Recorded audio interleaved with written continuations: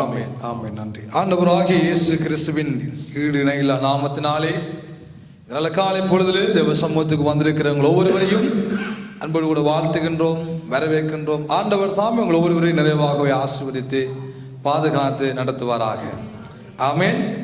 யாருக்கு கடந்த வாரத்திலே நாம் கற்றுக்கொண்ட தேவனுடைய வார்த்தைகள் ஞாபகத்தில் இருக்கிறது? யாரா சொல்ல முடியும்? கடந்த வாரத்தில் நாம் கற்றுக்கொண்ட ஆண்டவருடைய வார்த்தைகள். ஆத்மா வாழ்றது போல யாரை குறித்து நாங்கள் கடந்த வாரத்திலே கற்றுக்கொண்டோம்? ஆத்ம மனிதனை குறித்து. யாரோ ஒரு மனிதனுடைய பெயர்.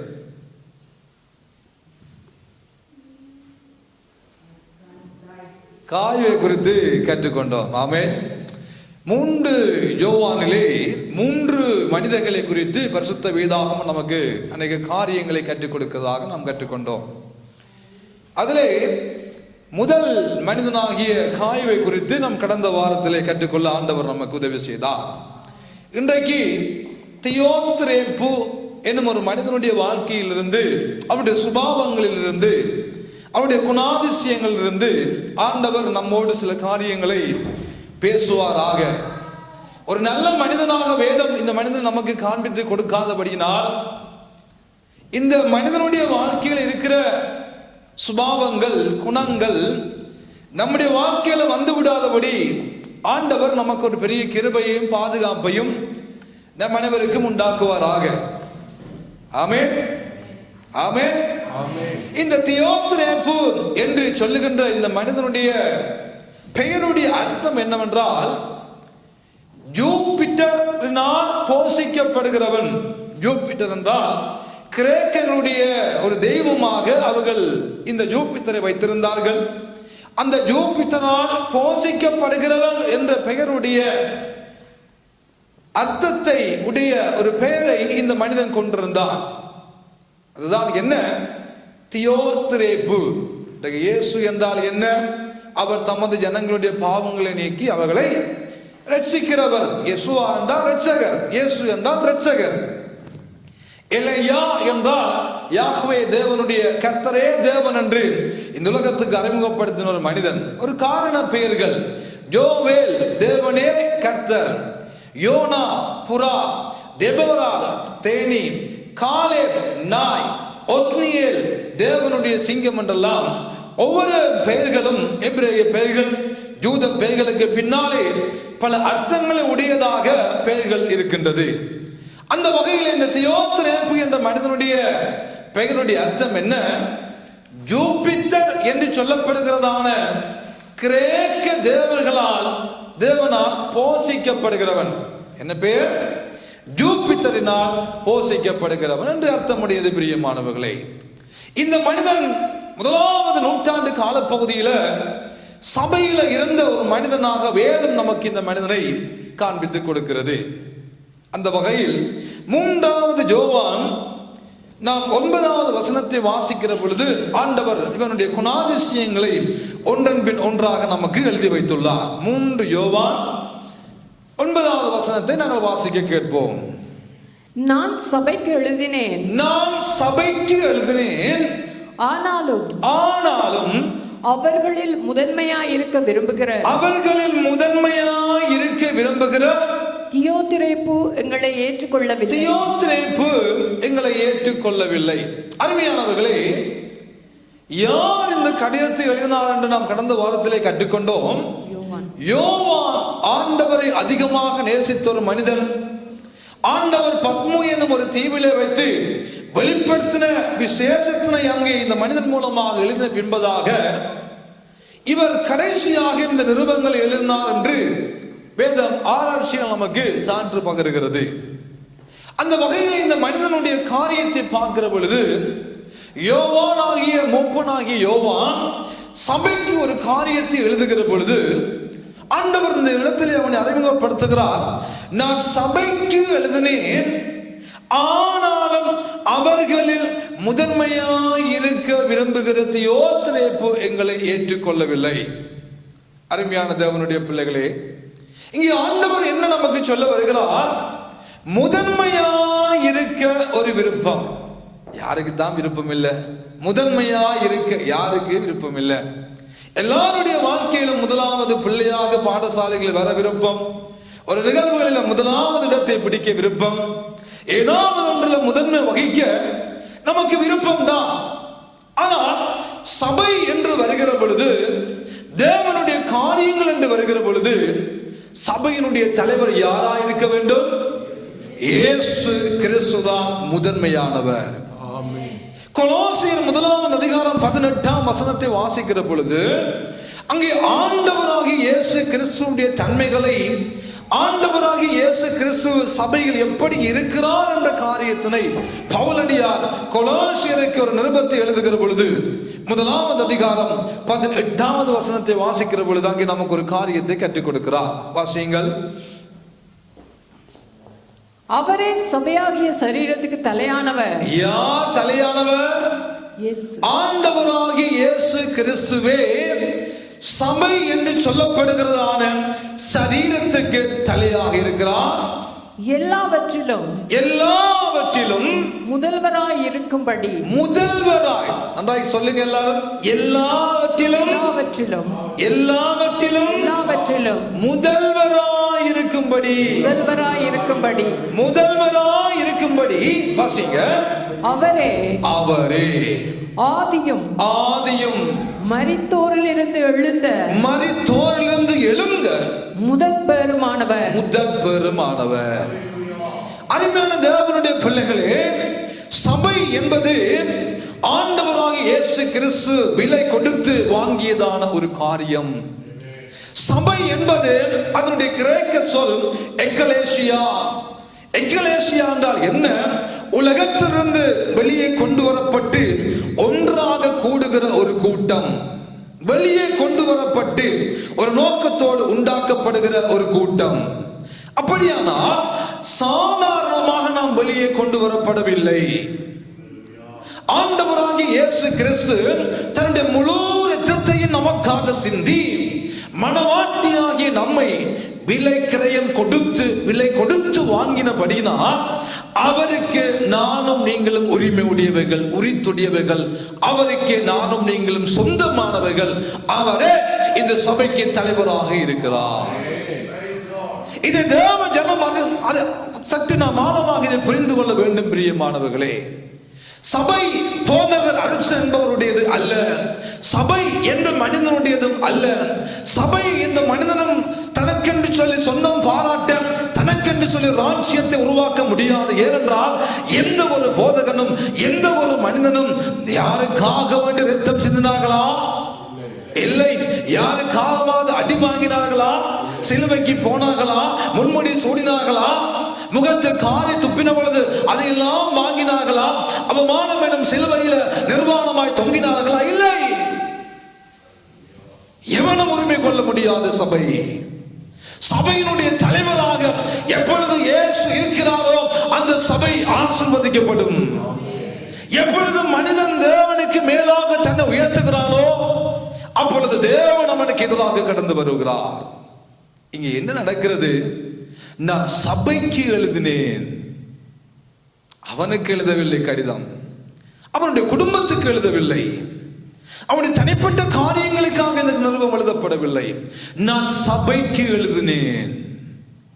ஆனால் அந்த சபைக்குள்ள முதன்மையா இருக்க வேண்டியவரை தள்ளிவிட்டு முதன்மையா இருக்க விரும்பினதான இந்த தியோதிரேப்பு என்றதான ஒரு மனிதன் முதல்வரை தள்ளிவிட்டார்கள். ஐயா, ஆதி சபை 1வது நூற்றாண்டு இருந்த சபைக்குள்ள முதல்வராகிய இயேசு வெளியில முதல்வர் வெளியால போயிட்டாரு. முதன்மையா இருக்கப்பட வேண்டிய ஒரு வெளியால. நம்முடைய சபை எங்கே இருக்கிறது? யார் முதன்மையாக இருக்கிறார்? ஆண்டவரா இல்லாட்டி அங்க இருக்கிறவர்களா? ஆண்டவரா இல்லாட்டி பாஸ்டரா? ஆண்டவரா, ஆவியானவரா, தேவனா? யார் சபையில முதன்மையா இருக்கிறார்? யாராவது ஒருவர் அந்த முதல்வருக்கு மேலாக எழும்புகிற பொழுது கஷ்டம், கஷ்டம், கஷ்டம். ஆனா எழுப்பிட்டார். ஒரு நாள் எசேக்கியேல் தீர்க்கதரிசி 28வது அதிகாரத்திலே தீரு என்னும் ஒரு ராஜாவை குறித்து பேசுகிற பொழுது வேதம் நமக்கு அநேக காரியங்களை அங்கே சொல்ல வருகிறது. அதிலே 13வது வசனம் 13, 14வது வசனங்களை நாம் வாசிக்கிற பொழுது அந்த தீரு ராஜா என்பவனை குறித்து வேதம் தீர்க்கதரிசனமாக சொல்லுகிற பொழுது தீருவை குறித்து அல்ல, பிசாசு என்று சொல்லப்பட்டதான முதல் பரலோகத்தில் இருந்ததான லூசிபர் என்று சொல்லுகிறதான தூதனுடைய காரியங்களை வேதம் நமக்கு தெளிவாக சொல்லுகிறது. அதை சற்று நாம் இப்பொழுது கவனிக்க நம்முடைய வேதாகமங்களை திருப்பிக் கொள்வோம். வாசியுங்கள். எசேக்கியேல் 28வது அதிகாரம் 13ஆம் வசனத்தை வாசிக்க கேட்போம். நீ தேவனுடைய தோட்டமாகிய ஏதேனில் இருந்தவன். யாரை குறித்து சொல்லுகிறார்? தூதனை குறித்து சொல்லுகிறார். எங்கே தூதன் இருந்தானா? ஏதேன் தோட்டத்துல தேவ தூதனாகிய லூசிபர் இருந்தான். தேவ தூதன் இருந்தான். பத்மராகம், புஷ்பராகம், வைரம், படிகப்பச்சை, கோமேதகம், யாஸ்பி, இந்திரநீலம், மரகதம், மாணிக்கம் முதலான சகலவித ரத்தினங்களும் நவரத்தினங்களும் பொன்னும் உன்னை மூடிக்கொண்டிருக்கிறது. மூடிக்கொண்டிருக்கிற கனத்தை ஆண்டவர் தூதனுக்கு கொடுத்தார். சகலவிதமான நவரத்தினங்களை ஆண்டவர் அவனுக்கு கொடுத்து அலங்கரித்தார். ஏதேனும் ஒரு அழகிய தோட்டத்திலும் அவன் இருந்தான் என்று வேதம் சாட்சி கொடுக்கிறது. அடுத்த வசனம் 14. நீ காப்பாற்றுகிறதற்காக அபிஷேகம் பண்ணப்பட்ட கேருவாக தேவதூதன் இருந்தான். எப்படி இருக்கிறான்? அபிஷேகம் பண்ணப்பட்டவனாக, நவரத்னங்களை சன்னகத்து உடையவனாய், எல்லாவற்றினாலும் ஆண்டவர் அவனை அலங்கரித்திருந்தார். ஆண்டவர் அவனை அழகுபடுத்தி இருந்தார். ஆண்டவர் அவனுக்கு செய்ய வேண்டிய எல்லாவற்றையும் செய்திருந்தார். ஆனால் நடந்தது என்ன? தொடர்ந்து வாசியுங்கள். தேவனுடைய பரிசுத்த பர்வதத்தில் உன்னை வைத்தேன். எங்க கொண்டு வைக்கிறாரு?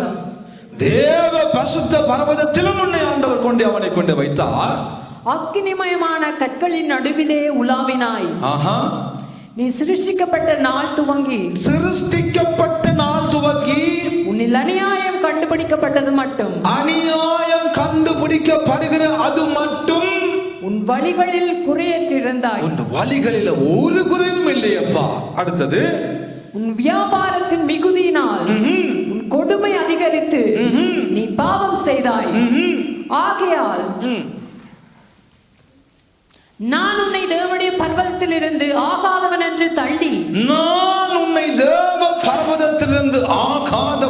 தள்ளி காப்பாற்றுகிற கேருபாய் இருந்த உன்னை அக்னிமயமான கற்களின் நடுவே இராதபடிக்கு அழித்து போடுவேன். உன் அழகினால் உன் இருதயம் மேட்டிமையாயிற்று. அழகினால, நவரத்னங்களை கொண்டிருந்த அழகினால உனக்குள்ள வந்த மேட்டிமை, உன் மினுக்கினால் உன் ஞானத்தை கெடுத்தாய். உன்னை தரையிலே தள்ளி போடுவேன். பர்வதத்திலிருந்து உன்னை தரையில தள்ளி போடுவேன். ராஜாக்கள் உன்னை பார்க்கும்படி உன்னை அவர்களுக்கு முன்பாக வேடிக்கை ஆக்குவேன். வேடிக்கை பொருளாக கொண்டு போய் மாற்றுவேன். தள்ளி தேவதூதனாகிய லூசிபருக்கு இது நடந்தது. அழகில இருந்த மேட்டிமை தேவதூதனுக்கு, தேவனுக்கு மேலாக, தேவனுக்கு மேலாக உயர்த்த ஆரம்பித்த பொழுது ஏதேன் தோட்டத்துக்குள் இந்த ஆசீர்வாதம் இல்லை. பாதுகாக்கும்படி அபிஷேகம் பண்ணப்பட்ட கேருபாவ் இருந்த அந்த ஆசீர்வாதம் இல்லை. மூன்றாவது என்ன செய்கிறார்? பர்வதத்திலிருந்த மனம் தரையில தள்ளிவிட்டதான ஒரு துர்பாக்கிய நிலைமை பரலோகத்தில் உண்டானது. தேவனுக்கு மேலாக மனிதன் எப்பொழுது தன்னை உயர்த்துகிறானோ, தேவனுக்கு மேலாக மனிதன் தன்னை உயர்த்துகிற பொழுது தேவன் கடந்து வருகிறார். அது யாராக இருக்கலாம். தேவனுக்கு போக வேண்டிய கனம், தேவனுக்கு போக வேண்டிய மதிப்பு, தெய்வத்துக்கு கொடுக்க வேண்டிய பயபக்தி, தேவனுக்கு கொடுக்க வேண்டிய புகழ்ச்சி, கனம், துதியை எப்பொழுது ஒரு மனிதன் தனக்கென்று கொள்ளையடிக்க ஆரம்பிக்கிறானோ தேவன் அவனுக்கு எதிராக கடந்து வருகிறார். அதுதான் வேதம் சொல்லுகிறது, தாழ்மை உள்ளவனுக்கு கர்த்தர் கிருபை பாராட்டுகிறாராம், பெருமை உள்ளவனுக்கு ஆண்டவர் எதிர்த்து நிற்கிறார். ஆண்டவர் எதிராளியாக மாறுகிறார். அம்மா,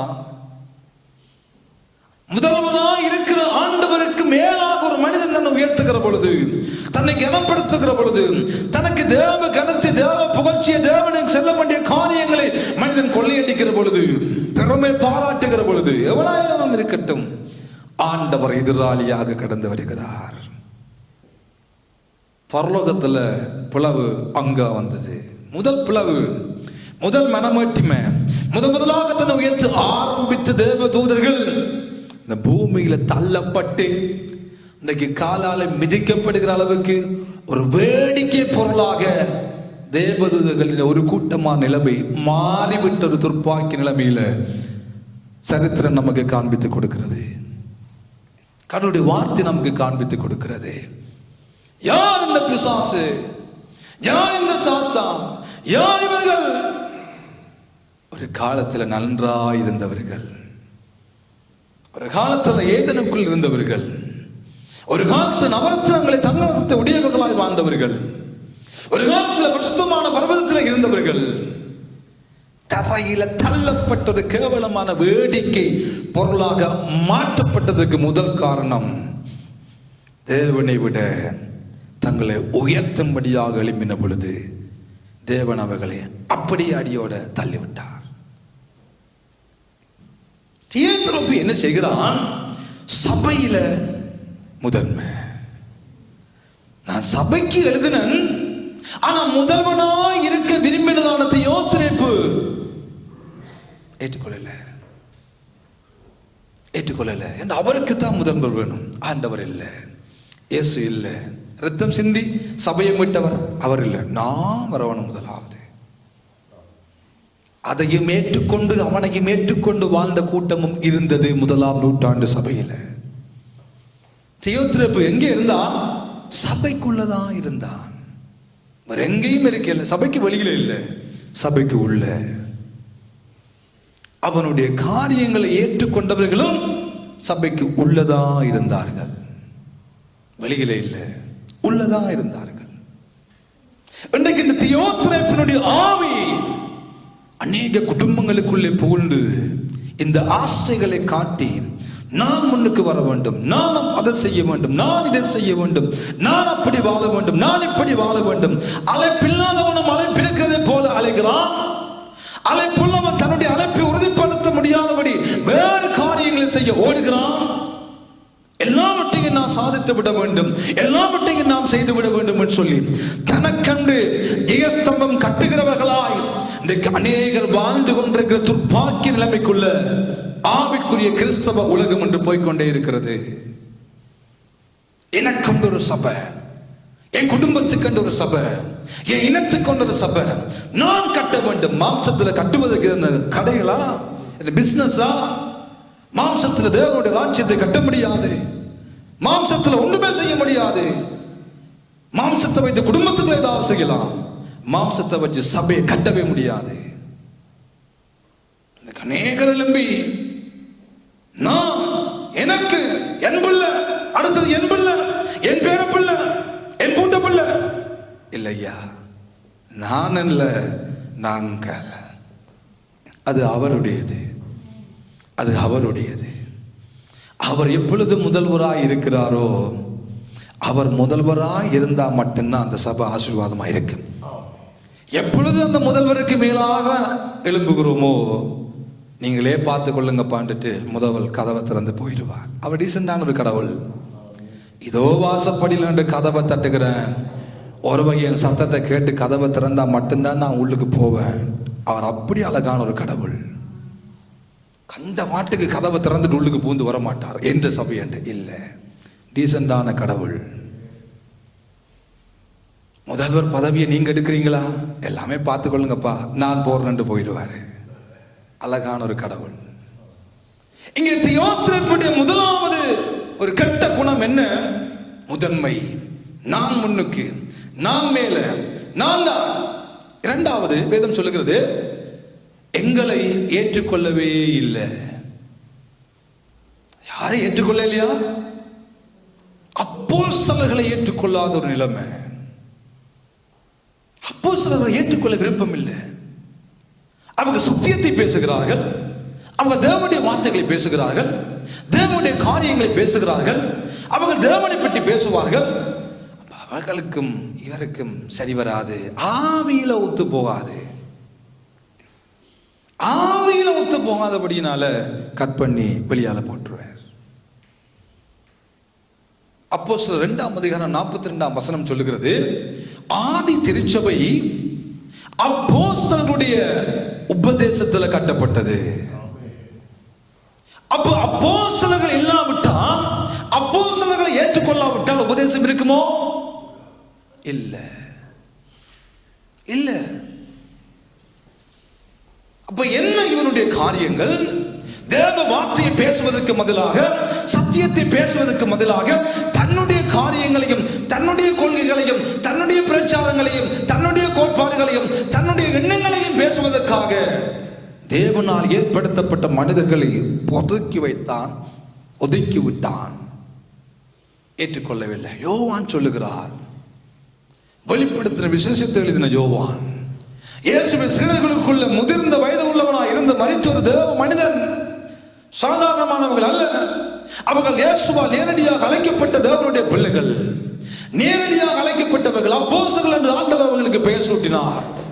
கிருபையாய் ஆண்டவர் ஊழியங்களை கொடுத்தார், கிருபையாய் வரங்களை கொடுத்தார். அப்படிப்பட்ட தேவ மனிதர்களை இவன் ஏற்றுக்கொள்ளாத ஒரு கொடூரவானாய் வேதம் இங்கே நமக்கு சித்தரிக்கிறது. ஏன்? தன்னுடைய காரியங்களை செய்ய, தன்னுடைய காரியங்களை செய்ய. இந்த அநேகர் ஏன் இயேசுவோட வர முடியாதவர்கள் இருக்கிறார்கள்? இயேசுவிட்ட வந்தா தங்களுடைய இருள் நிறைந்த வாழ்க்கையோட வெளிச்சத்துக்கு வருகிற பொழுது எல்லாம் பட்ட வெளிச்சமாகும். ஆகவே ரகசியமாய் பாவங்களை செய்கிறவன் பாவத்துக்குள்ளே வாழ விரும்புகிறான். ஏன்? அவன் வெளிச்சத்துக்கு வந்த தன்னுடைய பாவங்கள் தென்படும் என்றபடியினால் வெளிச்சத்துக்கு வராதபடி இருளில் காரியங்களை அனுப்பித்துக் கொண்டிருக்கிறான். இருள் இருள். தேவனுடைய வார்த்தைகளையும் தேவ மனிதர்களையும் ஏற்றுக்கொள்ளாத ஒரு முதல்வராய் இந்த தியோத்திரேப்பு இருந்தான். ஆதின் 1வது நூற்றாண்டு சபையில் தன்னுடைய காரியங்களை செய்ய, தன்னுடைய காரியங்களை செய்ய, தன்னுடைய விருப்பத்தை நிறைவேற்ற, தன்னுடைய ஆசையை நிறைவேற்ற, தனக்கென்று ஒரு ராஜ்யத்தை கட்டுகிறவனாக இவன் இருந்தான். இயேசுவையும் தூக்கி வெளியால போட்டான். இரண்டாவது, இயேசுவின் வார்த்தையை சுமந்து கொண்டு வருகிற தேவ அப்போஸ்தலரையும் தூக்கி வெளியால போட்டான். அநேகர் என்ன சொல்லுவார்கள்? ஏதோ ஒரு காரணங்களை காட்டி சபையை விட்டு வெளியில போறவர்கள் நிலைமையை பாருங்கள். தங்களுடைய விருப்பங்களை நிறைவேற்ற முடியாதபடியினால், தங்களுடைய ஆசைகளை நிறைவேற்ற முடியாதபடியினால் ஏதோ ஒரு காரணங்களை சபையை காட்டிவிட்டு, ஊழியக்காரனை காட்டிவிட்டு, இருக்கிறவர்களை காட்டிவிட்டு கடந்து போவார்கள். அதுல உண்மையே இருக்காது. அநேகர் தங்களுடைய காரியங்களை நிறைவேற்ற கர்த்தரை விட்டு, தேவ சமூகத்தை விட்டு, ஆண்டவரை விட்டு கடந்து போவார்கள். ஆரம்பம் நல்லா தான் இருக்கும், தனிமை நன்றாக இருக்கும் ஆரம்பம். ஆனால் ஒரு குறிப்பிட்ட காலம் போய்க்க அந்த தனிமையினால் வருகிற பாடுகளும் ஓத்திரங்களும் வேதனைகளும் அவர்கள் தெரிய வரும், தெரியும். தனக்கென்று ராஜ்யத்தை கட்டுகிறவனா தியோத்திரேப்பு இருந்தான். தேவ மனிதர்களோடு இருந்த சகவாசம் துண்டாடப்பட்டது. பரிசுத்தமான மனிதர்களோடு வைத்திருந்த சகவாசம் துண்டாடப்பட்டது. பக்தி உள்ளவர்களோடு வைத்ததான உறவு துண்டாடப்பட்டது. ஏன்? தன்னுடைய காரியங்களை சபைக்குள்ள செய்யும்படியாய் எழும்பி நின்றான். ஆண்டவர் நமக்கு அதை அழகாக சொல்லுகிறார். அவன் முதல்வராக இருக்க விரும்பியது மாத்திரமல்ல, எங்களையும் ஏற்றுக்கொள்றான். இல்ல, ஏற்றுக்கொள்ள மாட்டான். அவருடைய ஆவி நம்முடைய ஆவியோட ஒத்து போவதில்லைப்பா. அதான் பிரச்சனை. அந்த ஸ்பிரிட் இந்த ஸ்பிரிட்டோட ஒத்து போவதில்லை. அதான் பிரச்சனை. இரண்டாவது குணாதிசயம். மூன்றாவது வேதம் சொல்லுகிறது, வாசிங்கள் 10ஆம் வசனத்தை. ஆனபடியால் நான் வந்தால் அவன் எங்களுக்கு விரோதமாய் பொல்லாத வார்த்தைகளை அலப்புகிறவனாய் இருந்தான். யார் இவரு?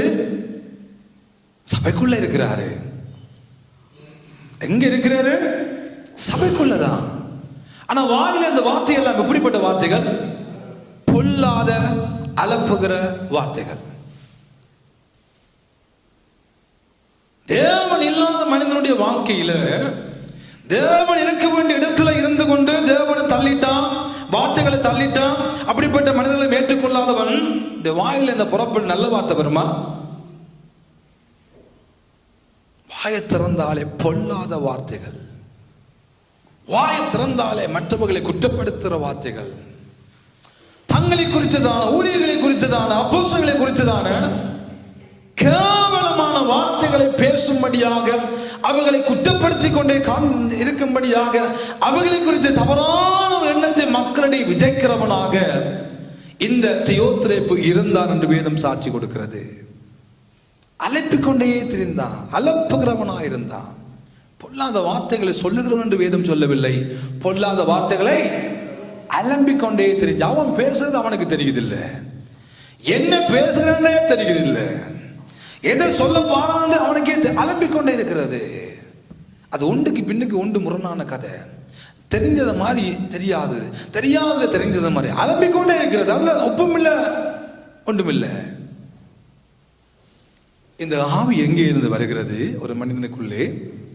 யோபு 1ஆம் அதிகாரத்தில் நீங்க திருப்பி பார்ப்பீர்களானால் 6வது வசனம் நமக்கு ஒரு காரியத்தை சொல்லுகிறது. 1வது அதிகாரம் 1ஆம் வசனத்தையும் யோபு 2ஆம் அதிகாரம் 1ஆம் வசனத்தையும் வாசிக்க கேட்போம். திருப்பிக் கொள்ளுங்கள். 1ஆம் அதிகாரம் 6 வாசியுங்கள். 1ஆம் அதிகாரம் 6ஆம் வசனத்தை. ஒரு நாள் தேவபுத்திரர் கர்த்தருடைய சந்நிதியில் வந்து நின்ற போது, ஒரு நாள் தேவபுத்திரர்கள் கர்த்தருடைய சந்நிதியில் வந்து நின்ற பொழுது சாத்தானும் அவர்கள் நடுவிலே வந்து நின்றான். யாரு வருகிறான் தேவ சமூகத்துல? சாத்தானும் எங்க வருகிறான்? தேவ சமூகத்தில் வந்து நிற்கிறான். யார் தேவ சமூகத்துக்கு வருகிறார்கள்? தேவபுத்திரர்கள். சாத்தானும் இந்த இடத்துல வந்து நிற்கிறான். கர்த்தர் சாத்தானை பார்த்து நீ எங்கே இருந்து வருகிறாய் என்றார். சாத்தான் கர்த்தருக்கு பிரதியுத்தரமாக பூமி எங்குமே நான் உலாவி அதில் சுற்றி திரிந்து வருகிறேன். சுற்றி திரிந்து கொண்டே நான் வருகிறேன். எல்லாம் நான் உலாவிக் கொண்டிருக்கிறேன். எனக்கு ஒரு காரியம் இல்ல, எங்க போறேன்னு தெரியாது, சும்மா லாத்தி கொண்டு திரிகிறேன். பூமி எங்க நான் சுத்தி கொண்டு திரிகிறேன். தேவ புத்திரர்கள் நிற்கிற இடத்துல சாத்தானும் வந்து நின்றான். வாசிங்க 11ஆம் வசனத்தை வாசிங்க. ஆனாலும் உம்முடைய கையை நீட்டி அவனுக்கு உண்டானவைகளை எல்லாம் எல்லாவற்றையும் தொடுவினானால் அப்பொழுது அவன் உமது முகத்துக்கு எதிரே உம்மை தூஷிக்கானோ பாரும் என்றார். உம்மை தூஷிக்கானோ பாரும். என்ன சொல்ல வருகிறான்? ஆண்டவர் கேட்கிறான், என் தாசனாகிய யோபை கவனித்தாயோ? அவனை போல உத்தமனும் சன்மார்க்கனும் தேவனுக்கு பயந்து பொல்லாப்பை விட்டு விலகிறவனாகிய மனுஷன் ஒருவனும் இல்லையப்பா. ஆண்டவர் தன்னுடைய பிள்ளையை குறித்து சாட்சி கொடுக்கிற பொழுது இவன் சொல்லுகிறான், அவன் சும்மாவோ மோடு உத்தமத்தில் இருக்கிறான், அவன் சும்மாவோ ஜெபிக்கிறான், அவன் சும்மாவோ வேதம் வாசிக்கிறான், அவன் சும்மாவோ தேவ சமூகத்துக்கு வருகிறான், அவன் சும்மாவோ ஊழியம் செய்கிறான். நீர் அவனை ஆசீர்வதித்திருக்கிறீர், நீர் வேலை அடைத்திருக்கிறீர், நீர் அவன் அவனுடைய கைகளுடைய பிரயாசங்களை ஆசீர்வதித்திருக்கிறீர். ஆகவே அவன் உம்மை நேசிக்கிறான், அவன் உம்முடைய பாதபடி உத்தமனாய் வாழுகிறான், அவன் ஜெபிக்கிறான், அவன் சர்வாங்க தகன பலிகளை இடுகிறான். யோபுவுக்கு விரோதமாக சாத்தான் குற்றப்படுத்துகிறவனாய் கடந்து வந்தான். உம்முடைய பிள்ளைகள் நல்லா இருக்கிறார்கள், உம்முடைய பிள்ளைகள் சபைக்கு வருகிறார்கள், உம்முடைய பிள்ளைகள் ஊழியம் செய்கிறார்கள், சும்மா ஆண்டவரே நீங்க அவனை சுத்தி எல்லாம் வேலியை போட்டு வச்சுக்கிறீங்க, நீங்க அவனை நல்லா ஆசீர்வதிச்சிருக்கிறீங்க, அதனால அவன் இப்படி இருக்கிறான், அதனாலதான் அவன் நல்லா இருக்கிறான், அதனாலதான் அவன் நமக்கு ஊழியம் செய்கிறான், அதனாலதான் ஆண்டவரே சபைக்கு வருகிறான், அதனாலதான் பிள்ளைகள் ஏதோ பாவம் செய்து விடுவார்கள் என்று சொல்லி பிள்ளைகளுக்காக தேவ சமூகத்தில் நின்று சர்வாங்க தகன பலிகள் எடுக்கிறான். அவன் சும்மா செய்யல. ஒரு கனிங்க கொடுத்த ஆசீர்வாதத்தை எடுத்து பாருங்க, அவன் நம்ம தூசிப்பான் நிச்சயமா. அவன் கட்டாயம் உனக்கு எதிராக பேசுவான், அவன் கட்டாயம் சபை விட்டு போவான், அவன் கட்டாயம் ஊழியத்தை விட்டு போவான். நீர் அவனுக்கு கொடுத்த ஆசீர்வாதத்தை எடுத்து பாரும், அப்ப அவன் உண்மை தூசிப்பான். யோசித்து பாருங்கள், பிசாசு தேவ புத்திரர்கள் என்ற தேவ சமூகத்துக்கு போனது இந்த யோபுவை குற்றப்படுத்த, யோபுவுக்கு விரோதமாக காரியங்களை செய்ய. ஆண்டவரும் அந்த ஆசீர்வாதத்தை எடுத்து பார்த்தார், யோபு அசையவே இல்லை. எல்லா ஆசீர்வாதங்களும் ஒன்றன் பின் ஒன்றாக இல்லாமல் போனது. ஒரே நாளில் பெற்ற 10 பிள்ளைகளையும் பறிகொடுத்தான். எல்லா மிருக ஜீவங்களும் அழிக்கப்பட்டது, எல்லா ஒட்டகங்கள் கழுதைகள் எல்லா மிருகங்களும் அழிக்கப்பட்டது, எல்லா ஆசீர்வாதமும் போனது. மனுஷன் சொல்றா, தூசி கத்திர தூசி செத்து போப்பா, தூசியப்பா. 2ஆம் அதிகாரத்தில் தூசி. ஆண்டவர் அவனுடைய வேலியை எடுத்த பின்பதாக அவனுக்கு உண்டான ஆசீர்வாதங்கள் இல்லாமல் போனது. 2ஆம் அதிகாரத்துக்கு வாருங்கள் திரும்பி. 1ஆம் வசனம். பின்னொரு நாளிலே, பின்னும் ஒரு நாளில தேவபுத்திரர் கர்த்தருடைய சந்நிதியில் வந்து நின்ற போது, கவனியுங்கள், தேவபுத்திரர் தேவ சந்நிதியில் வந்து நின்ற பொழுது சாத்தானும் அவர்கள் நடுவிலே, சாத்தானும் அவர்கள் நடுவில் கர்த்தருடைய சந்நிதியில் வந்து நின்றான்.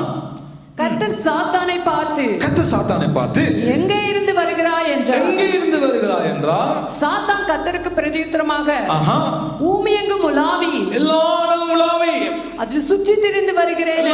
திரும்பவும் அதே வார்த்தை, எல்லாரும் உலாவி சுற்றி திரிஞ்சு போட்டு நான் மாறேன். 5ஆம் வசனம். ஆனாலும் நீர் உம்முடைய கையை நீட்டி அவன் எலும்பையும் அவனுடைய எலும்பையும் அவன் மாம்சத்தையும் தொடுவீரானால் அப்பொழுது அவன் உமது முகத்துக்கு எதிரே உம்மை தூசிக்கானோ பாரும் என்றான். உமது முகத்துக்கு எதிரே உம்மை தூசிக்கானோ பாரும். 2ஆம் தர்மம் மதனிக்கிறான். யோபு கர்த்தருக்கு தூசிக்கவே இல்லை, முகத்துக்கு எதிர தூசிக்கவே இல்லை. இவன் சொல்றான், எல்லா ஆசீர்வாதங்களும் போனா பரவாயில்ல, போன ஆசீர்வாதம் திரும்பி வந்துடும், நீருடைய சரீரத்தில் உம்முடைய பாதுகாப்பு கரத்தை இடும். பெரிய பருக்களால வியாதியால போட்டு பாதிக்கிறான். சுரண்டி கொண்டிருக்கிற நிலைமை எல்லாம் அலைவண்டு போய்விட்டது. அவனை சூழ்ந்திருந்த ஆசீர்வாதம் எல்லாம் போய்விட்டது. இப்பொழுது யோபுக்கு தனி ஒரு பிரச்சனையை சத்துருவானவனால் உண்டாக்கப்படுகிறான். கொடுத்து பாரும் ஆண்டவரே, நீர் அவனை குறித்து பெருசா சொல்றீர், கொடுத்து பாரும். அவன் வியாதி ஒன்று கொடுத்து பாரும், அவனுடைய சரீரத்தில் இருக்கிற பாதுகாப்பு வேலை எடும்.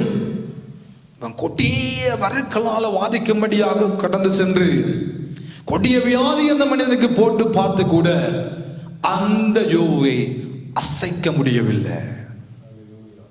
இவனுடைய குற்றப்படுத்துகிற காரியம் என்ன? நீர் அவனை ஆசீர்வதித்திருக்கிறீர், அந்த ஆசீர்வாதத்தை எடுத்து அவன் நமக்கு விரோதமா நிற்பான். நீர் அவனை ஆரோக்கியமா வைத்திருக்கிறேன், அவனுடைய ஆரோக்கியத்தில் நீர் கையை வைப்பீரானால் அவன் நம்ம தூசிப்பான். ஆண்டவரே, அவன் நம்ம தூசிப்பான், உமக்கு விரோதமா பேசுவான், உமது முகத்துக்கு விரோதமா பேசுவான். இதை செய்யுங்கன்னு சொல்லி ஆண்டவரோடு தர்க்கம் பண்ணி இந்த காரியங்களை செய்த பொழுதும் யோபுவை பிசாசால் அசைக்க முடியவில்லை. தேவ சமூகத்தில் குற்றப்படுத்தும்படியாக குற்றப்படுத்த வருந்து பொல்லாத வார்த்தைகளை அலப்புகிற பொல்லாத ஆவி யோபுடைய காலத்தில் இருந்தது. பிரியமானவர்களே, எல்லா புஸ்தகங்களுக்கு முற்பட்ட புஸ்தகமாக யோபு சரித்திரத்தை நாங்கள் பார்க்கிறோம். எல்லா வரலாற்றுக்கு முற்பட்ட ஒரு வரலாற்று புஸ்தகமாக, ஒரு வாழ்க்கை சரிதை புத்தகமாக யோபு நமக்கு காண்பிக்கப்படுகிறார். அந்த யோபையும் இந்த சாத்தான், இந்த பிசாசு விட்டுவிடவில்லை. ஒரு நாள் சகரியா தீர்க்கதரிசன புஸ்தகத்துக்கு வருகிற பொழுது 3ஆம் அதிகாரம் 1வது வசனத்திலே ஆண்டவர் இன்னும் ஒரு காரியத்தை நமக்கு கற்றுக் கொடுக்கிறார். சகரியா 3ஆம் அதிகாரம் 1வது வசனம்.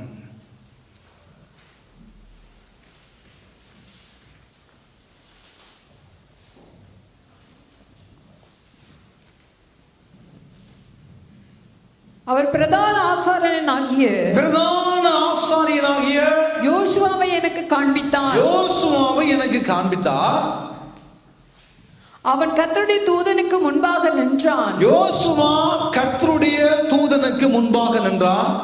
சாத்தான் அவனுக்கு விரோதம் செய்ய, சாத்தான் பிசாசு அவனுக்கு விரோதம் செய்ய அவன் வலது பக்கத்திலே நின்றான். குற்றப்படுத்தும்படியாக, கோல் சொல்லும்படியாக, ஏதாவது காரியங்களை சொல்லி அவனை குற்றப்படுத்த வேண்டும் என்ற ஒரே நோக்கத்தோடு பிசாசு அன்றும் செயற்பட்டான், இன்றும் செயற்பட்டான். இந்த ஆவி இந்த தியோத்திரோப்புவை விட்டுவிடவில்லை. தேவ ஜனங்களுக்கு விரோதமாய், தேவ ஊழியர்களுக்கு விரோதமாய் பேசுகிற பொல்லாத ஆவி இந்த தியோத்திரோப்புவை விட்டுவிடவில்லை. எங்களுக்கு விரோதமாய் பொல்லாத வார்த்தைகளை அலப்பிக் கொண்டிருக்கிற ஒரு ஆவி, பொல்லாத வார்த்தைகளை பேசும்படியாக, பொல்லாத வதந்திகளை பரப்பும்படியாக, பொல்லாத காரியங்களை செய்யும்படியாக பிசாசு என்று அநேக பலவீனப்பட்ட ஆத்துமாக்களை வஞ்சித்து அவர்கள் மூலமாக பொல்லாத காரியங்களை இந்த சபைகளுக்குள்ள பரப்பிக் கொண்டிருக்கிற துர்பாக்கிய நிலைமை இன்றும் இருக்கிறது. வெளியிலிருந்து வரவில்லை, வெளியிலிருந்து கேவலமா பேசல, சபைக்குள்ள இருக்கிறவன், கடவுள் ராஜ்யத்தில் இருக்கிறேன் என்று சொல்லுகிறவன் பொல்லாத வார்த்தைகளை அலப்புகிறவனாயிருந்தான். இது ஒரு பொல்லாத ஆவியினுடைய செயற்பாடு, தியோத்திரோப்பினுடைய பொல்லாத ஆவி. அது 1வது நூற்றாண்டை மாத்திரமல்ல அம்மா ஐயா, 21வது நூற்றாண்டையும் விட்டுவிடவில்லை.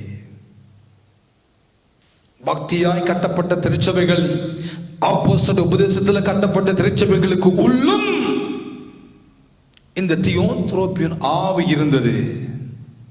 இன்றும் அநேக சபைகளுக்குள்ளும், அநேக குடும்பங்களுக்குள்ளும் இந்த ஆவி கிரியை செய்யத்தான் துடிக்கிறது.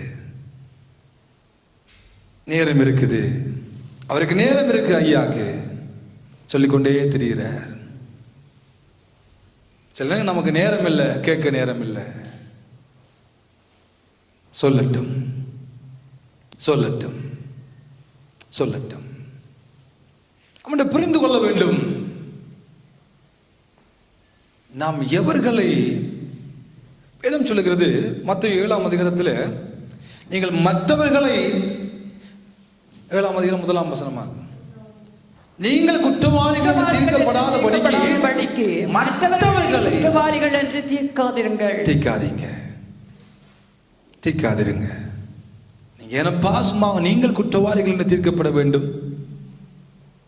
நீங்கள் மற்றவர்களுக்கு அளக்கிற அளவின்படியே சொல்லுங்க, உங்களுக்கு அளக்கப்படும்.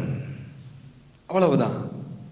மற்றவர்களை நல்லா அளந்து கொண்டு தெரிவோம்டா, அதே அளவு நமக்கும் வரும்.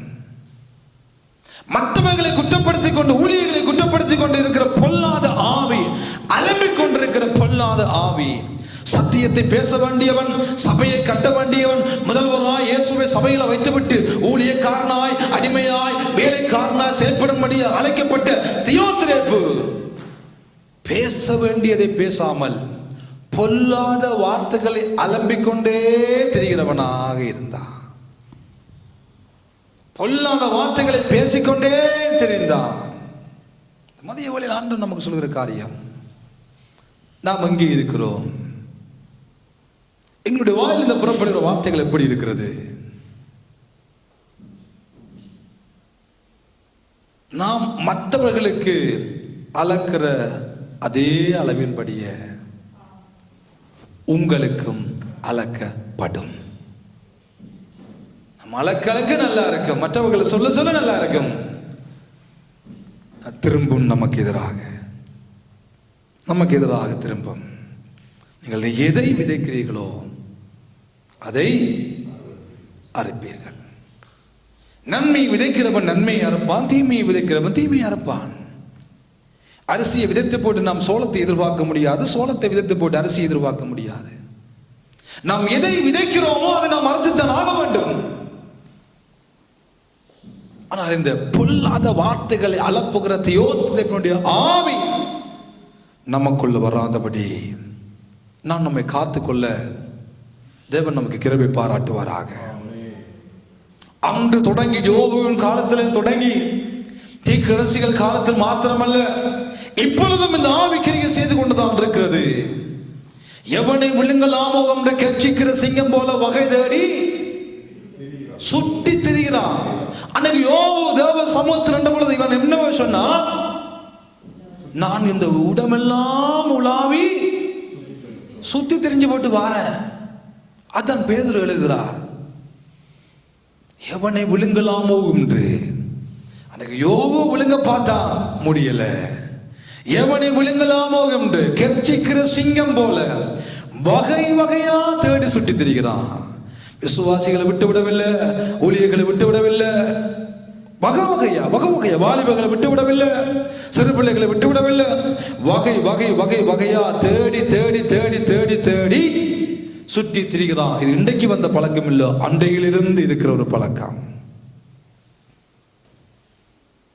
அதே ஆவி, அந்த ஆவி இந்த சபைக்குள்ள இருந்த தியோத்திரப்புக்குள்ள புகுந்தது. அதனால் தேவ ஊழியர்களுக்கு விரோதமாக, அப்போஸ்தலருக்கு விரோதமாக பொல்லாத வார்த்தைகளை அலப்பிக் கொண்டே திரிந்தான். அடுத்ததாக வேதம் சொல்லுகிறது பாருங்க குணாதிசயத்தை. செய்து வருகிற கிரியைகளை நினைத்துக் கொள்ளுவேன். அவன் இப்படி செய்து வருகிறதும் போதாமல் தான் சகோதரரை ஏற்றுக்கொள்ளாமல் இருக்கிறதும் அன்றி, ஏற்றுக்கொள்ள மனதாயிருக்கிறவர்களையும் தடை செய்து சபைக்கு புறம்பே தள்ளிவிடுகிற ஒரு காட்சி. தேவ ஊழியர்களை விருந்தோம்பல் பண்பு நம்முடைய கலாச்சாரங்களுக்கும் நம்முடைய வாழ்க்கைக்குள்ளும் இருக்க வேண்டிய ஒரு காரியம். வருகிற பொழுது உபசரிக்கிற அந்த குணாதிசயம் நமக்கு இருக்கிறது. ஆனால் இவன் என்ன செய்கிறான்? தேவனுடைய பிள்ளைகள் வருகிற பொழுது அவர்கள் ஏற்றுக்கொள்ள மாட்டான், கிட்டையும் எடுக்க மாட்டான். ஏன்? அவங்க எடுத்தா பிரச்சனை. அவங்க நல்லதை சொல்லுவார்கள், சத்தியத்தை பேசுவார்கள். அப்போ அதற்கும் இதற்கும் இடையே முரண்பாடு இருக்கிறபடினால் அவன் ஏற்றுக்கொள்ள மாட்டான். பவுலடியார் பிலமோனுக்கு ஒரு கடத்தில் எழுதுகிறார். பிலமோன் 12ஆம் வசனம் 17ஆம் வசனத்தில் பார்க்கிற பொழுது ஒரு காரியத்தை பவுலடியார் பிலமோனுக்கு சொல்லுகிறார். என் உள்ளம் போல இருக்கிற இந்த ஒனேசிமுவாகிய இந்த கல்லனை ஏற்றுக்கொள்ளப்பா, மறுபடியும் ஏற்றுக்கொள்ளு. அவனை கவனி, அவனுக்கு சாப்பாடு கொடு, அவனை பராமரி. பிலமோன் ஒரு பெரிய பணக்காரனா இருந்தான். ஒனேசிமு ஒரு அடிமையாக அந்த பிலமோனுடைய வீட்டுக்குள்ள வாழ்ந்து கொண்டிருந்தான். ஆனால் ஒரு நாள் என்ன செய்தான்? இந்த ஒனேசிமு பிலமோனுடைய வீட்டுக்குள்ள இருந்த எல்லா பொருட்களையும் களவெடுத்துக் கொண்டு ஓடி வந்து விட்டான் ரோமாபுரிக்கு.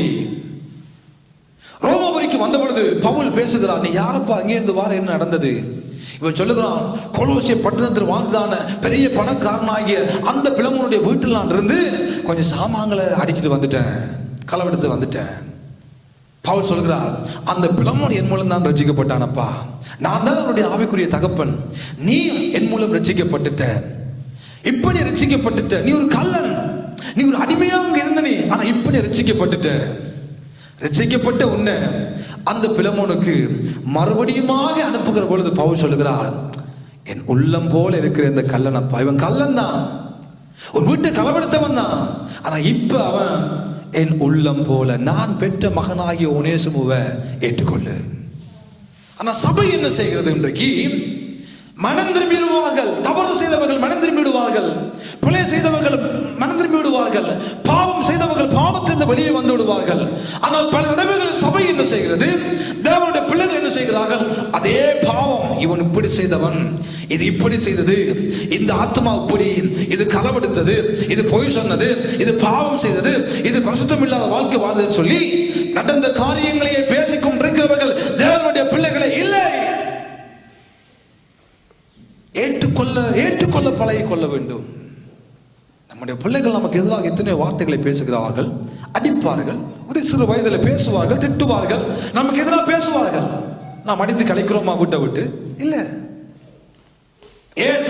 நம்முடைய பிள்ளை, அது எந்த பிள்ளை? என் பிள்ளை பாவம் செய்கிற பொழுது மூடி மறைக்கும்படியாக ஓடுகிறோம். ஏன் மற்றவர்கள் தவறு செய்கிற பொழுது அதை ஊதி கெடுக்கும்படியாக நாம் ஓடுகிறோம்? மனசுக்குள்ள பிரச்சனை. என் பிள்ளைக்கு தான் நடந்தா அது யாருக்குமே தெரியக்கூடாது மறைக்கிறனா? ஏன் மற்ற பிள்ளையுடைய காரியத்தை பேசும்படியாக நாம் துணிகரம் கொள்கிறோம்?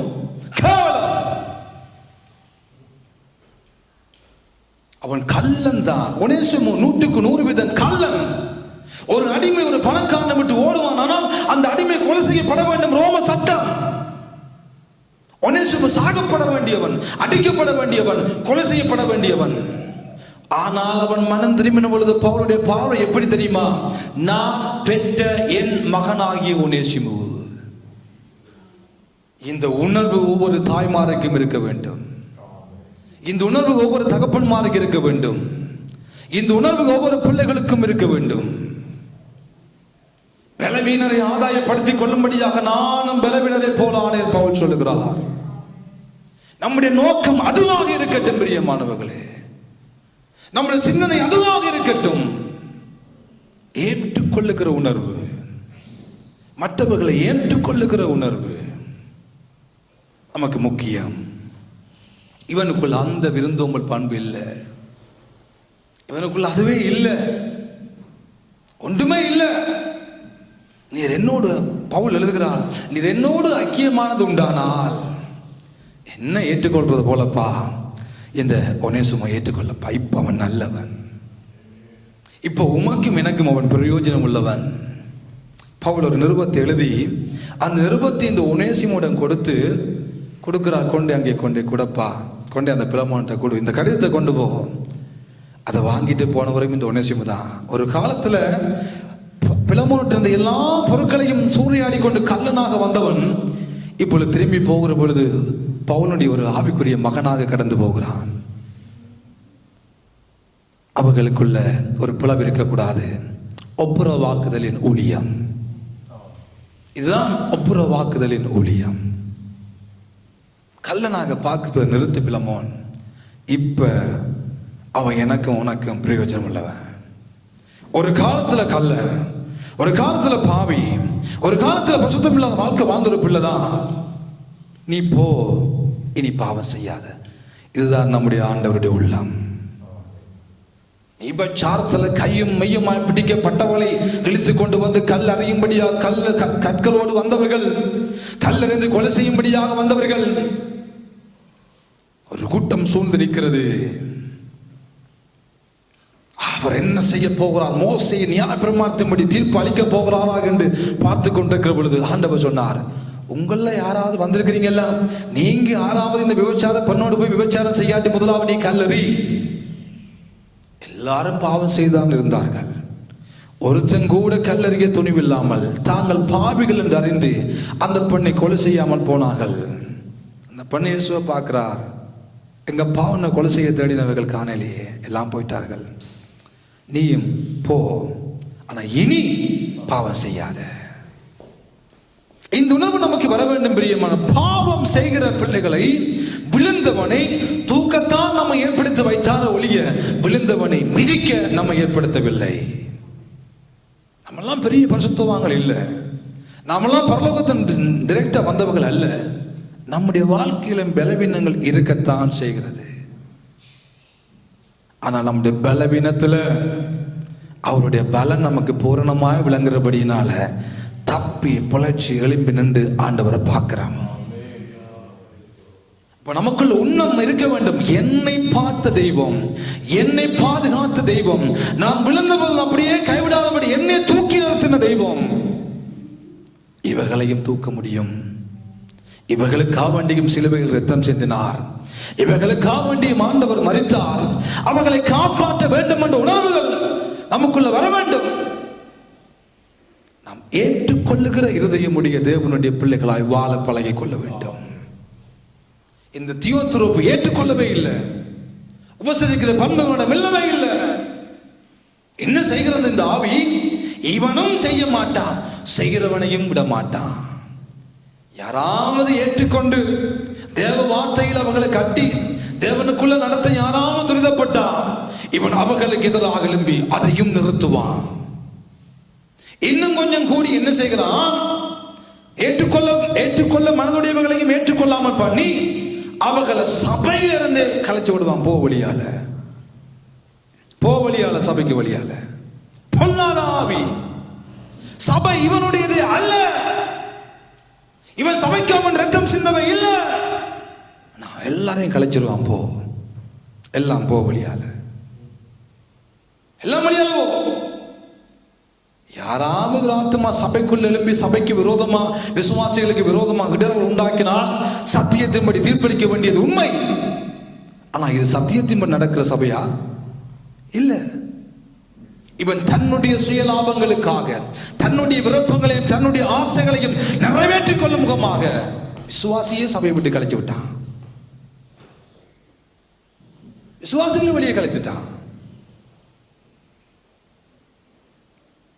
ஒரு 2 புத்தியை சொல்லப்பா. சபைக்குள்ள யாராவது அட்டகாசம் பண்றாங்களா? புத்தியை சொல்லு. சைவராதா தூக்கி வெளியால போடு. பைபிள் சொல்லுது, தூக்கி வெளியால போடு. அது வேற. ஆனா இது சபைக்கு விரோதமா யாரும் எழும்பவும் இல்லை. சபைக்குள்ள இருந்து தேவையில்லாத உபதேசங்களை பேசவும் இல்லை. படுகிற ஆத்மாவுக்கு சபைக்குள்ள இருந்து இடர்கள் உண்டாக்கவும் இல்லை. என்ன நடக்கிறது? இவன் சபை தனக்கென்று ராஜ்யத்தை கட்டி கொண்டபடியினால் சத்தியம் வெளியில போயிட்டு, இயேசு வெளியில போயிட்டு, அப்போஸ்தலர்கள் வெளியில, அவன் தனக்கென்ற காரியங்களை பேசிக்கொண்டு, தனக்குரிய காரியங்களை பேசிக்கொண்டு, தன் வயிற்று பிழைப்புக்காக, தன் சுய லாபங்களுக்காக, தன்னுடைய ஆதாயத்துக்காக தேவனை பயன்படுத்தி கொண்டு இருக்கிறான். அன்புள்ள விசுவாசிகள் அப்போஸ்தலரை ஏற்றுக்கொள்ளுகிற பொழுது அதையும் நிப்பாட்டி அந்த விசுவாசியை தூக்கி வெளியால போட்டான். இதைத்தான் கொலோசியர்கள் நிருபத்தில் பவுலடியார் கடைசி 3 வசனங்களிலும் அழகாக ஒரு காரியத்தை அங்கே நமக்கு காண்பிக்கிறார். வாசிக்க கேட்போம். கொலோசியர்கள் நிருபம் 2ஆம் அதிகாரம் கடைசி 3 வசனங்களையும் வாசிங்கள். 20, 19, 20, 21. மாயமான தாழ்மையிலும், மாயமான தாழ்மை, தேவதூதர்களுக்கு செய்யும் ஆராதனையிலும் விருப்பமுற்று, காணாதவைகளிலே துணிவாய் நுழைந்து, தன் மாம்ச சிந்தையினாலே வீணாய் இருமாப்பு கொண்டிருக்கிற எவனும், தன் மாம்ச சிந்தையினால வீணாய் இருமாப்பு கொண்டிருக்கிற எவனும், உங்கள் பந்தய பொருளை நீங்கள் இழந்து போகும்படி, உங்கள் பந்தய பொருளை நீங்கள் இழந்து போகும்படி உங்களை வஞ்சியாதிருக்க பாருங்கள். உங்களை வஞ்சியாம இருக்க பாருங்க. என்ன சொல்லுகிறார் பவுல்? உங்களை நீங்கள் வஞ்சியாமல் இருக்க பாருங்க. இவன் என்ன செய்கிறான்? தியோத்திரேப்பு மாயமான ஒரு போலி வேஷம், மாயமான தாழ்மை, தேவ தூதர்களுக்கு செய்கிற நமஸ்காரம், தனக்கேற்ற உபதேசங்களை உண்டாக்கி தனக்கு விருப்பமான காரியங்களை செய்து கொண்டு இருக்கிற இந்த பொல்லாத வஞ்சகங்கள் உங்களை வஞ்சிக்காதபடி எல்லாம் கர்த்தர், எல்லாம் ஊழியக்காரன், எல்லாம் விசுவாசி என்று அலையாத பாருங்கள். உங்கள் கண்களை திறவுங்கள். வேதத்தின் அடிப்படையில் இந்த சபை கட்டப்படுகிறதா? வேதத்தின் அடிப்படையில் இந்த காரியங்கள் செய்யப்படுகிறதா? பாருங்கள். தொடர்ந்து வாசிங்க. நீங்கள் கிறிஸ்துவனுடைய கூட உலகத்தின் வழிபாடுகளுக்கு மரித்தது உண்டானால் இன்னும் உலக வழக்கத்தின்படி பிழைக்கிறவர்கள் போல மனுஷருடைய கற்பனைகளின் படியும் போதனைகளின் படியும் நடந்து தொடாதே ருசி பாராதே தீண்டாதே என்கிற கட்டளைகளுக்கு உட்படுகிறது. என்ன? மனுஷ கட்டளைகளுக்கும் மனுஷனுடைய காரியங்களுக்கும் மனுஷ கொலைகளுக்கும் உடன்படுவது என்ன? வாசி முடியுங்க. இவையெல்லாம் அனுபவிக்கிறதுனால் அழிந்து போகுமே. இப்படிப்பட்ட போதனைகள் சுய இஷ்டமான ஆராதனையையும் மாயமான தாழ்மையையும் சரீர ஒடுக்கத்தையும் பற்றி ஞானம் என்கிற பெயர் கொண்டிருந்தாலும், நம்மெல்லாம் ஞானமா செய்யறோம் என்ற பெயரை கொண்டிருந்தாலும், இவைகள் மாம்சத்தை பேணுகிறதற்கே ஒழிய மற்றொன்றுக்கும்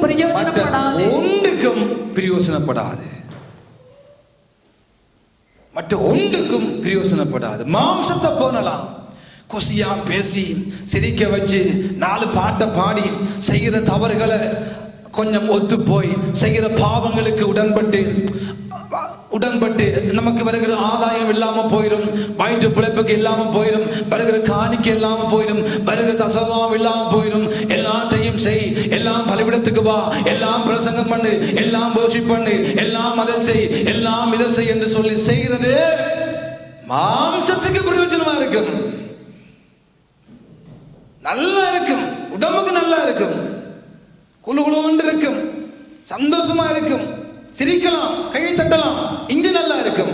ஆனா அங்க போயிடாது. சபை அழைக்கப்பட்டது மணவாளனை சந்திக்க, மணவாட்டி எதிர்கொள்ள. சபை அழைக்கப்பட்டது, சபைக்காக விலைக்கரியம் செய்யப்பட்டது. இந்த பூலோகத்துல இந்த மாம்சத்தை திருப்திப்படுத்திக் கொண்டு, மாம்சத்துல குசியா வாழ்ந்து கொண்டு, மாம்சத்துல குழு குழுத்து வாழ இல்லை.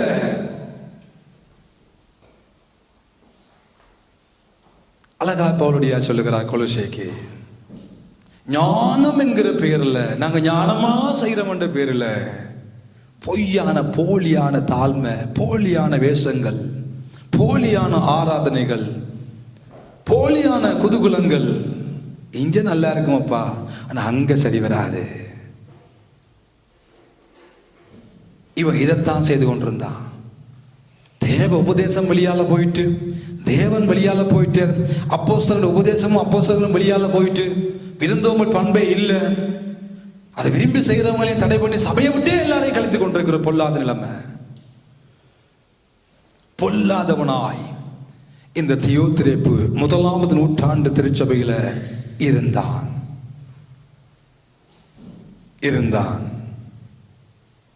பவுல் சொல்லுகிறார், காவை பார்த்து இவனை பின்பற்றாத, இவன் தீமையான காரியங்களை செய்கிறான், இவன் பிசாசால உண்டானவன். தீமை செய்கிறவன் தேவனால் உண்டானவன் அல்ல, நன்மை செய்கிறவன் தேவனால் உண்டானவன். இவன் தீமையை செய்கிறான், முதன்மையாக இருக்கிற தீமையை, அப்போஸ்தலர் ஏற்றுக்கொள்ளாத தீமை, விருந்தோம்பல் பண்பு இல்லாத தீமையான காரியம், பொல்லாத வார்த்தைகளை அலப்புகிற தீமையான காரியம், இவை எல்லாவற்றையும் விட்டு விலகு, இவனை பின்பற்றாத காயுவே, பிரியமான காயுவே, இவனை பின்பற்றாத, இவன் பொல்லாதவன் என்று சொல்லி தன் நிருபத்தில் எழுதி அனுப்புகிற அழகான ஒரு மடல் தான் இது. தேவனுடைய பிள்ளைகளே, நம்ம எல்லாரும் நம் ஆண்டவருக்கு மேலாக நாம் உயர்த்தும்படியாக அழைக்கப்படவில்லை. அவருடைய வேலைக்காரர்களாக, அவருடைய பணிவிடைக்காரர்களாக அவருக்கு ஊழியம் செய்கிறோம் என்பதை இதிலே நாம் காண்பிக்கிறோம். மற்றவர்களுக்கு செய்கிற வேலைகள், ஊழியங்கள் தான் அவருக்கு நாம் செய்கிறோம் என்பதை காண்பிக்கிறது. ஆண்டவரும் போதகருமாகிய நானே உங்களை கால்களை கழுவினது உண்டானால் நீங்களும் ஒருவருக்கொருவர் கால்களை கழுவுங்க. இதை கண்டுதான் அப்பா அழைக்கப்பட்டீங்க. பரிசுத்தம் இல்லாமல் இருக்கிற கால் நீ கழுவப்பா, தேவ வார்த்தையால கழுவு, சத்தியத்தால கழுவு, ஜெபத்தால கழுவு. அந்த ஆத்மா கழுவப்படாமல் நரகத்துக்கு போறதை பார்க்கலாம், கழுவி நரக ஆக்கிலிருந்து வெளியே கொண்டு வா. அதுதான் ஊழியம். அவங்கள ஆதாயப்படுத்துங்க, ஏற்றுக்கொள்ளுங்க. தேவையில்லாத அலம்பாதீங்க, தேவையில்லாத காரியங்களை சொல்லாதீங்க. நம்மை உயர்த்தி, நம்மை ஆண்டவருக்கு மேலாக உயர்த்தாதபடி கிருபையாய் தேவன் நம் அனைவரையும் தாழ்மையோடு வாழ நமக்கு ஒரு பெரிய அனுக்கிரகத்தை உண்டாக்குவாராக. ஆகவே தியோத்திரேப்பினுடைய ஆவிகள் நம்முடைய வாழ்க்கைக்குள்ளோ, நம்முடைய குடும்பத்துக்குள்ளோ, நம்முடைய சபைக்குள்ளோ வராதபடி கர்த்தருடைய ஆவியானவர் நம் அனைவரையும் பாதுகாத்து ஆசீர்வதித்து நடத்துவாராக. ஆமென். நாங்கள் யாரும் விளிம்பி நிற்போம். பிரியமானவர்களை, எழுந்து நின்றவர்களாய் ஒரு விஷயம் ஆண்டவரை நோக்கி பார்த்தேன். தலை சாய்க்கும் கல் நீரையா, மூளை கல் நீரையா, நான் நம்பி தலை சாய்க்கும் கல் நீரையா, மூளை கல் நீரையா.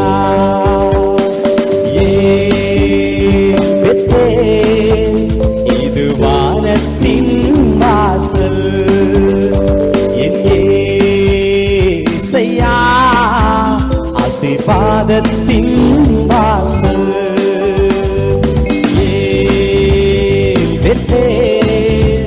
இது வானத்தின் வாசல், என் ஏசையா, ஆசீர்வாதத்தின் வாசல். தலை சாய்க்கும் கல் நீரையா, மூளை கல் நீரையா, நான் நம்பி தலை சாய்க்கும் கல் நீரையா, மூளை கல் நீரையா.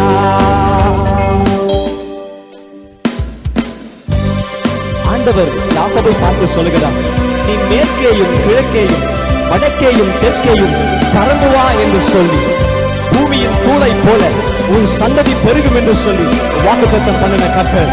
The Lord who promises, hallelujah, is being with us. Hallelujah. Thank you.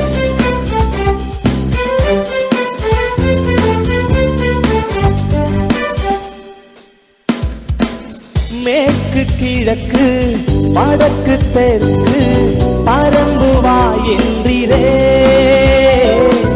பூமியின் மூளை போல் சந்ததி பெருகும் என்று வாக்குரைத்தீரே.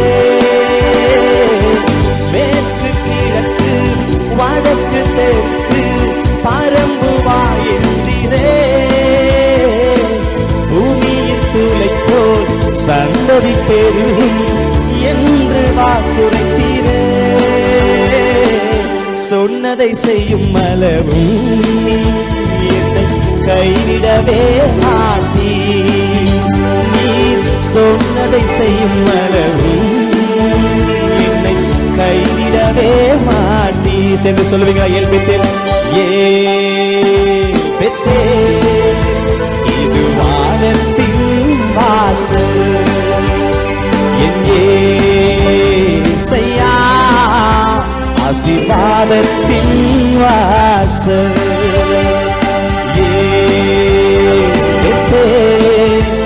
இது வானத்தின் வாசல், என் ஏசையா, ஆசீர்வாதத்தின் வாசல். தலை சாய்க்கும் கல் நீரையா, மூளை கல் நீரையா, நானும் தலை சாய்க்கும் கல் நீரையா, மூளை கல் நீரையா. ஆதியாகமம் 28ஆம் அதிகாரத்துல ஆண்டவர் யாக்கோபுக்கு வாக்கு பண்ணுகிறார், பூமியின் வம்சங்கள் எல்லாம் உனக்குள் உன் சந்ததிக்குள் ஆசீர்வதிக்கப்படும் என்று சொல்லி. அதனால அதே ஆசீர்வாதம் நமக்கும் உண்டு. கவலைப்படாதிருங்கள், கஷ்டப்படாதிருங்கள், எதை குறித்தும் கவலைப்படாதிருங்கள். கர்த்தர் எல்லாவற்றையும் பார்த்துக் கொள்கிற ஆண்டவர் பார்த்துக் கொள்வார். Come on.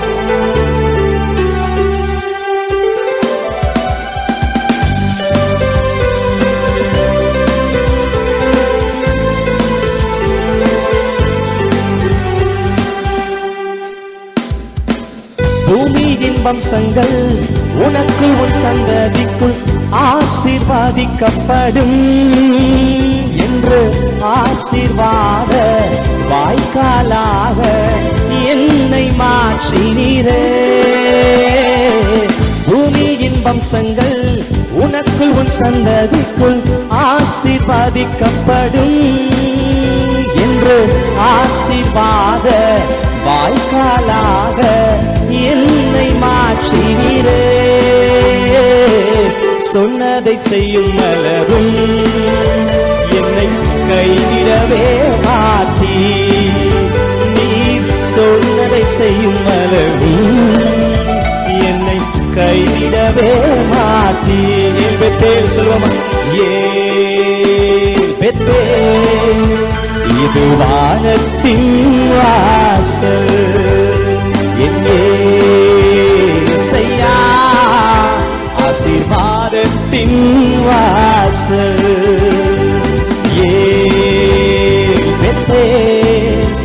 இது வானத்தின் வாசல் என் இயேசையா ஆசீர்வாதத்தின் வாசல் தலை சாய்க்கும் கல்லீரையா மூளை கல்லீரையா நம்பி தலை சாய்க்கும் கல்லீரையா மூளை கல்லீரையா.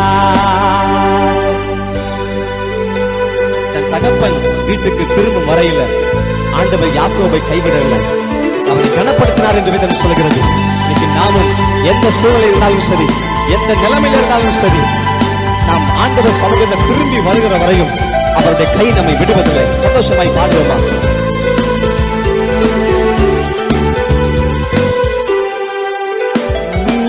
செல்லும் இடமெல்லாம் உன்னோட இருந்து உன்னை கனப்படுத்துவே, தகப்பன் தேசத்துக்கு திரும்பும் வரையில் உன்னை காப்பாற்றுவே. செல்லும் இடமெல்லாம் உன்னோடு இருந்து உன்னை கனப்படுத்துவே, தகப்பன் தேசத்துக்கு திரும்பும் வரையில் உன்னை காப்பாற்றுவே. சொன்னதை செய்யும் அளவும் உன்னை கைவிடவே மாட்டே, நீ சொன்னதை செய்யும் அளவும் என்னை கைவிடவே மாட்டே. Come on, join together and say it with me. இது வானத்தின் வாசல் என் இயேசையா ஆசீர்வாதத்தின் வாசல்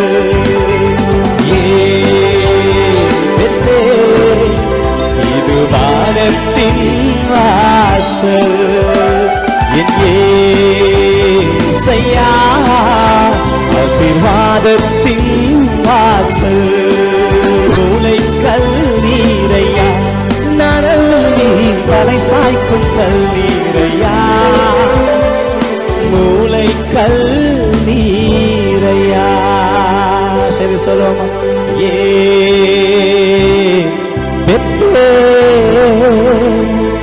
இது வானத்தின் வாசல்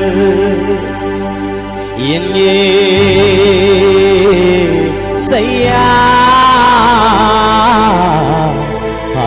ஆசீர்வாதத்தின் வாசல் பரலோகத்தின்